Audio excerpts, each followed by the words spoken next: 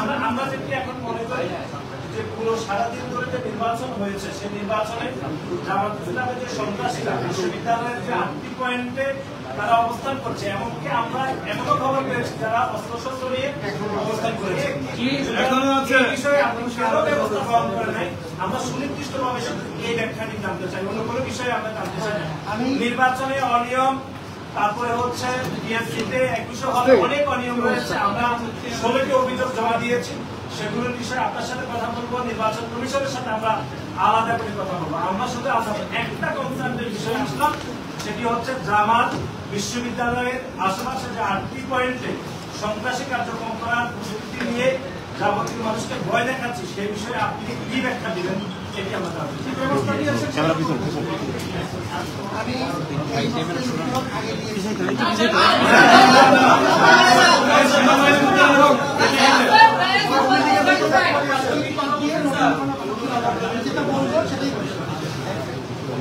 সকাল থেকে এখানে এসে জমা হচ্ছে এরকম কোনো তথ্য আমি জানতাম না।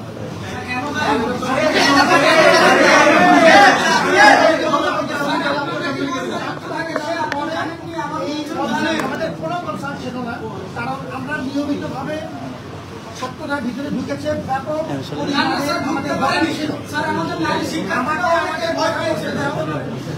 আপনার সঙ্গে আমি কথা বলিনি।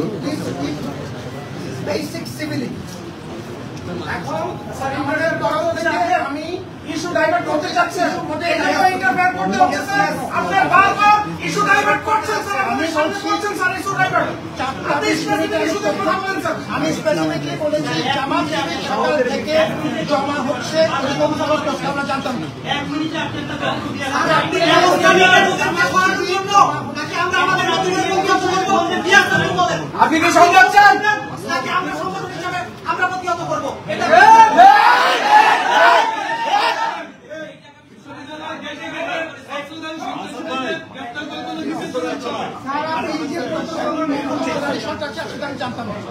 এখনো বলছি তাই জানছি, 4টা বিষয়ের পরে কোনো কনসার্ন যদি হয়ে থাকে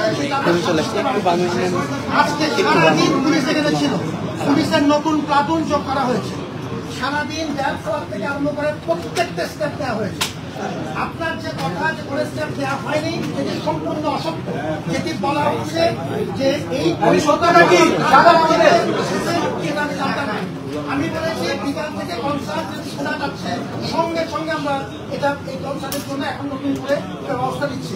সকাল থেকে কি কি করেছি, সকাল থেকে প্রত্যেকটা 8টা পয়েন্টে আমাদের লোকসহ কনস্ট্যান্ট চেকিং করা হয়েছে, নতুন করে পুলিশের কন্টিনজেন্টের সংখ্যা বাড়ানো হয়েছে, আমাদের প্রত্যেকটা কেন্দ্রে সাংবাদিকদের সাথে একসাথে নিয়ে আমাদের 8টা কেন্দ্রে আমাদের মনিটরিং টিম কনসিস্টেন্টলি কাজ করেছে, পুলিশের সংখ্যা এখন পুরো কোঅর্ডিনেট অফ করা হয়েছে, এগুলো হচ্ছে সকাল থেকে কাজ।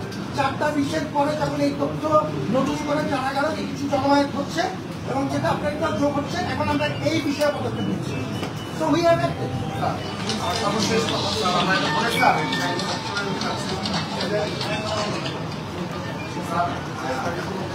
সর্বশেষ আমাদের বক্তব্য আমাদের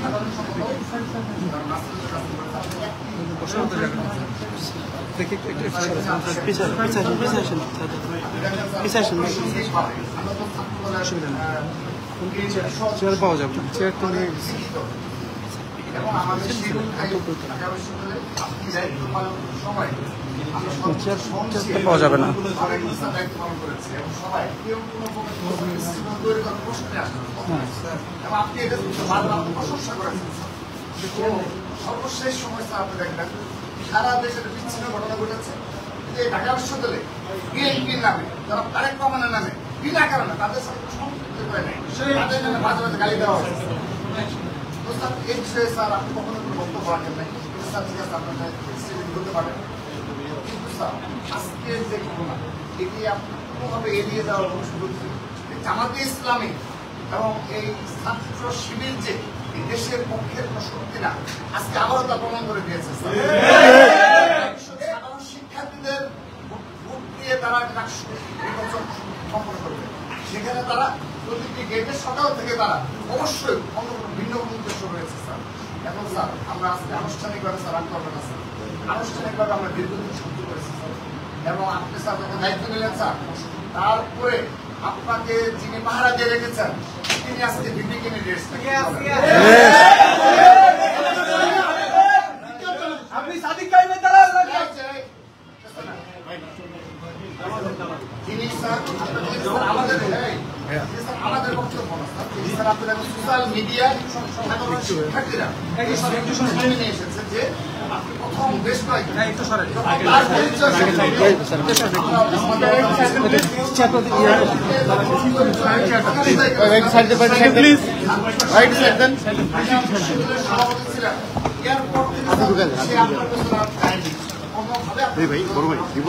হ্যাঁ হ্যাঁ প্লিজ আপনি একটু পাশে থাকেন, পাশে থাকবো মানে না আপনি নেন আমি নেই। সম্মান রেখে স্যার আমরা আগামীতে ইনশাআল্লাহ আমাদের যারা সম্মান রেখে ছাত্রদের ক্যাম্পাসে রাজনীতি করে। কিন্তু বাংলাদেশের সার্বভৌমত্বের প্রশ্নে, মুক্তিযুদ্ধের প্রশ্নে এবং এই ধরনের সন্ত্রাসী ছাত্রদল অতীতে যেভাবে রাজনীতি আমরা ঠিক এভাবে আমাদের প্রতিবাদ অব্যাহত রাখবো। আনুষ্ঠানিকভাবে বলছি স্যার, ঢাকা বিশ্ববিদ্যালয়ের প্রশাসন যারা শীর্ষ পদে বসে রয়েছে তারা পুরোপুরি জামাতিকরণ হয়ে এবং জামাত ইসলামী দ্বারা নিয়ন্ত্রিত স্যার। আমরা এটা স্পষ্টভাবে আজকে আমাদের ব্যাখ্যা দিয়ে গেলাম যে ঢাকা বিশ্ববিদ্যালয়ের প্রশাসনের শীর্ষ ব্যক্তিরা জামাত ইসলাম দ্বারা নিয়ন্ত্রিত এবং তাদের সাথে সরাসরি যোগসূত্র রয়েছে। আমরা ধিক্কার জানাই। আমরা সর্বশেষ স্যার একটা প্রমাণ দিয়ে গেলাম, সেটি হলো স্যার আপনি সর্বশেষ এগেইনস্টে যাতে স্যার মামলা করা হয়েছে। হ্যালো, কোথায় তুমি কোথায় সেটা বলো।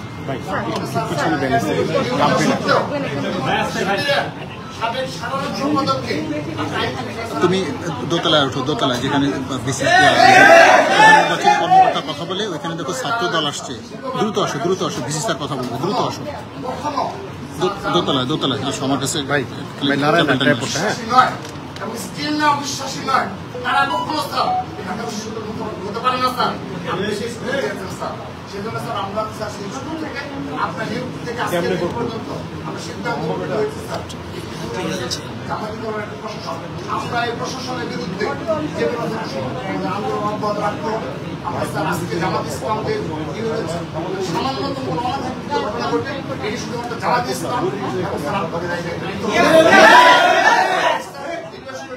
আনুষ্ঠানিকভাবে এই জামাত ইসলামের সন্ত্রাসী সংগঠন আজকে আবারও প্রমাণ দিয়েছে তাদের বিনা কারণে তারা আজকে সশস্ত্র অবস্থা চাকরি সংস্থা নিয়েছে। কেন? ভাই আপনি লড়েন না, আপনি ঠিক থাকেন। গোয়েন্দা সংস্থা এবং আমি জানাই গেলাম স্যার যদি জামাত ইসলামের কাছ থেকে আনুষ্ঠানিকভাবে তাদের কাছ থেকে বক্তব্য আমরা না পাই, কেন স্যার আপনাদের কাছে সবাই না বলে বাহিনী যতগুলো পদক্ষেপ গ্রহণ না করে আমরা পরবর্তী সিদ্ধান্ত। আমি কি এই প্রশ্নটা আমি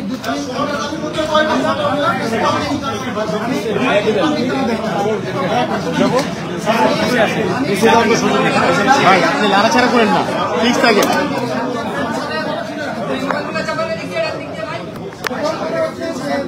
রাকিব এবং নাসির, আমি দুজনকে ধন্যবাদ জানাই। আমি প্রথমেই বলেছি বিভিন্ন সময়ে এই আমাদের বিভিন্ন অনুষ্ঠান চালাতে যে সামাজিক এবং আমি আমার বিষয়ে আমার অবস্থান খুব পরিষ্কার ব্যাখ্যা করেছি। তোমার আমি মতামতকে আমি সম্মান করি, এটা খণ্ডন করার আমার কোনো আগ্রহ নেই। যেটা আমি মতামত বলেছি জামাতের সাথে বা যে কোনো রকম রাজনৈতিক দলের সাথে আমার কোনো সম্পর্ক নেই, শেষ। 2 নম্বর একটা পয়েন্ট, আমি যখন আজকে কনসার্ন এসেছে আমি প্রত্যেকটা পদক্ষেপ নিয়েছি এখনো তোমার তথ্যের ভিত্তিতে, এবং আমি যে তথ্য জানি সব মিলিয়ে পুলিশের সাথে আমাদের নিয়মিত যোগাযোগ আছে, সেটা হবে। তৃতীয়, আবু সাদিক কিংবা ওই সময় সার্জিস, ওই সময় হাসনাত, যারা ওই সময় ছিলেন, আমি একবারই বলবো, দুবার বলবো না। আমি চলে গেলাম সাথে এখানে কথা বলতে হয়ে গেল না, যাওয়ার সুযোগ হবে, সুযোগ পেছন পেছন যেতে ভাই কিছু ব্যক্তির কাছে আমি খুব পরিষ্কার ভাবে বলে দিচ্ছি, আবু সাদিক আপনি তো রিপোর্টার মানুষ, আপনি পিছিয়ে থাকলো এটা ক্যামেরায় কাজ করতে দেন। কিছুই জানতাম না, তারা কোনো প্রয়োজন মনে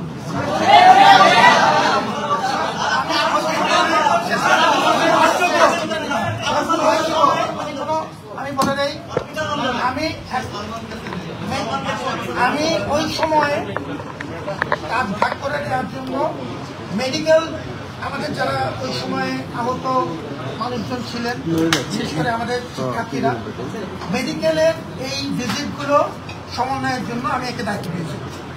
আমি সার্জিসকে অনুরোধ করেছিলাম বন্যা এবং রিলিফ সংক্রান্ত যে কাজগুলো হচ্ছে সার্জিস আমাকে সহযোগিতা করে।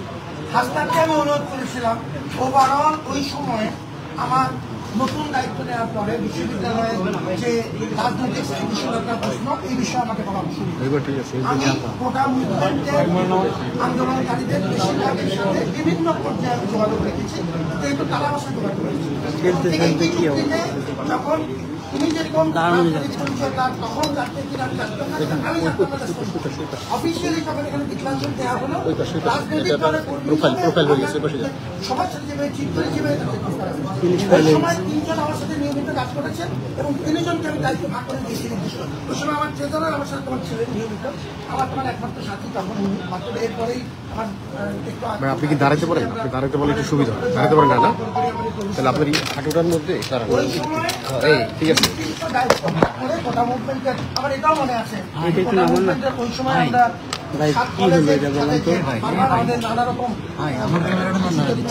লাগবে না ওখানে আমি দুজনকে দায়িত্ব দিয়েছিলাম গোটা মুভমেন্টের তরফ। আমি বলেছি এটা আমি আমার তরফ থেকে বললাম। এখন কেউ এটা গ্রহণ করবে কেউ গ্রহণ করবে না, এগুলি আমাদের মাথা আছে। আমি প্রশ্নটা জানালাম আমার উপরে আল্লাহ আছে, I'm gonna follow this suit as I'm saying। এবং তোমাদের এই মতামতের জন্য ধন্যবাদ জানাই। সামনে লোক পিছনে লোক একটা আসেন, হালকা একটা চাপ দেন। ওকে আসছে ভাই। আচ্ছা না আমি একটা কথা আমি তোমার শেষ করার আগে একটা কথা বলো। সব সাংবাদিক আছে, আমি ঢাকা বিশ্ববিদ্যালয়ের ট্রেজারার বলছি। আমার সম্পর্কে একটা অপপ্রচার আজকে করা হয়েছে। আমার অফিসে নাকি মির্জা আব্বাস এসেছে ইলিশন ইঞ্জিনিয়ারিং এর জন্য। আমি বলতে চাই যে অভিযোগ করছে তার বিরুদ্ধে মামলা করা উচিত। সম্পূর্ণ মিথ্যা কথা বলেছে আমার সম্পর্কে। এবং ঢাকা বিশ্ববিদ্যালয় আমাদের রেজিস্ট্রার অফিসের প্রত্যেকটা জায়গায় ক্যামেরা আন্ডারে এটা প্রচারটা চেক করা হোক এবং যে মিথ্যা কথা বলছে তার শাস্তির ব্যবস্থা করা হোক।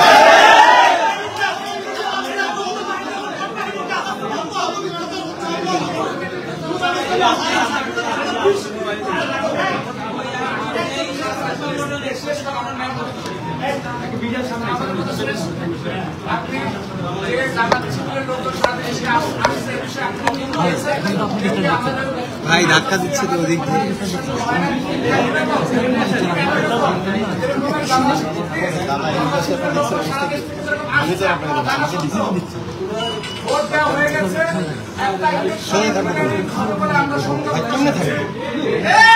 আবার সেই ব্যাখ্যা দিয়ে না যে আমরা এটা জানতাম না।